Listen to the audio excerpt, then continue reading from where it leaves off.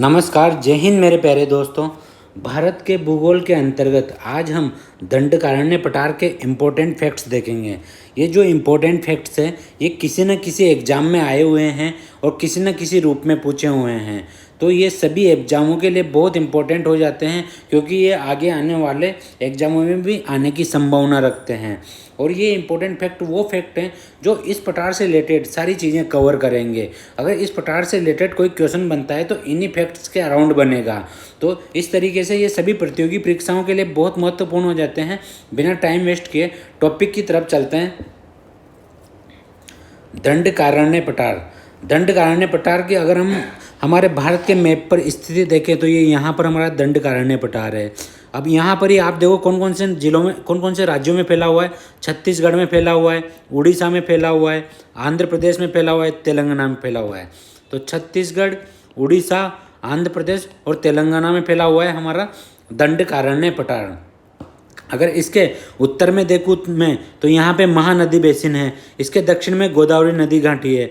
इसके उत्तर में अगर मैं पठार की बात करूँ तो इसके उत्तर में बघेलखंड का पठार भी स्थित है और छोटा नागपुर का पठार भी स्थित है। अगर मैं इसके पश्चिम में बात करूँ तो ये हमारा दक्कन का पठार इसके पश्चिम में स्थित है।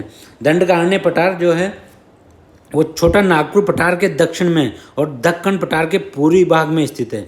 छोटा नागपुर पठार के दक्षिण में देखो, ये छोटा नागपुर पठार है, इसके दक्षिण भाग कौन सा हुआ, ये इसमें हमारा दंडकारण्य पठार है। और दक्कन पठार के पूर्वी भाग में ये हमारा दक्कन का पठार है। दक्कन के पठार के पूर्वी भाग में स्थित है हमारा दंडकारण्य पठार। दंडकारण्य पठार गोदावरी नदी बेसिन का हिस्सा है। देखो नदी बेसिन क्या होते हैं, जो गोदावरी नदी जिसके द्वारा आसपास का एरिया जो प्रभावित होता है वो बेसिन कहलाता है उसका। तो गोदावरी नदी बेसिन का हिस्सा है कौन सा, हमारा दंडकारण्य पठार। स्थिति की अगर बात की जाए तो स्थिति मैंने अभी आपको बताई थी कौन कौन से स्टेट में है। ये छत्तीसगढ़ राज्य में है, उड़ीसा राज्य में है, आंध्र प्रदेश राज्य में है और थोड़ा हिस्सा इसका किसमें, तेलंगाना में भी स्थित है। इसके दक्षिण में क्या है, गोदावरी नदी घाटी है। ये हमारी गोदावरी नदी घाटी है जो कि इसके दक्षिण में स्थित है। दंडकारण्य पठार से जो मुख्य नदियाँ निकलती है वो है इंद्रावती नदी निकलती है, सिलेरू या साबरी नदी निकलती है और कोलाब नदी निकलती है। दंडकारण्य पठार को अगर हम अलग से देखें तो ये बीच का जो भाग है इसका, ये आबूझ मार्गी पहाड़ें कहलाता है। आबूझ मार्गी पहाड़ें कहलाता है। और इसका उत्तर का भाग, दंडकारण्य पठार के उत्तर का भाग बस्तर का पठार कहलाता है। बस्तर के पठार को जो इंद्रावती नदी बहती है इसको बस्तर के पठार की जीवन रेखा कहते हैं।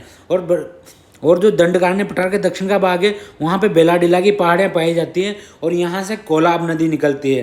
कोलाब नदी और इंद्रावती नदी दोनों ही बस्तर के पठार पे प्रवाहित होती है और दोनों ही इसकी बहुत महत्वपूर्ण नदियाँ हैं। आबूझ मार्गी पहाड़ियों से निकलने वाली नदी साबरी नदी या सिलेरू नदी है। जो दंडकारण्य पठार है ये खनिजों की दृष्टि से बहुत महत्वपूर्ण है। खनिजों यहाँ पे बहुत तरह के खनिज पाए जाते हैं। दंडकारण्य पठार का रिवीजन करते हैं हम। दंडकारण्य पठार कितने राज्यों में फैला हुआ है, 4 राज्यों में फैला हुआ है, छत्तीसगढ़, उड़ीसा, आंध्र प्रदेश और तेलंगाना। छत्तीसगढ़, उड़ीसा, आंध्र प्रदेश और तेलंगाना।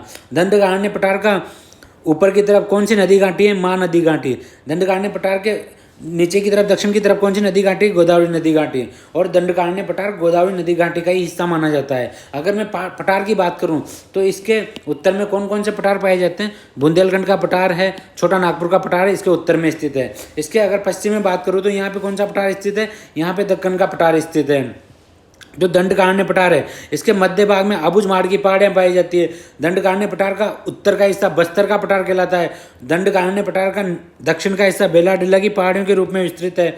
और जो दंडकारण्य पठार है इसकी मुख्य नदियाँ कौन कौन सी, इंद्रावती नदी, साबरी या सिलेरू नदी और कोलाब नदी। इंद्रावती नदी जो है इसको बस्तर के पठार की जीवन रेखा कहते हैं। दोस्तों उम्मीद करता हूँ सारी चीज़ें समझ में आई होगी। अगर आप इस तरीके से रिवीजन करोगे तो आपको चीज़ें याद हो जाएगी। थैंक यू दोस्तों।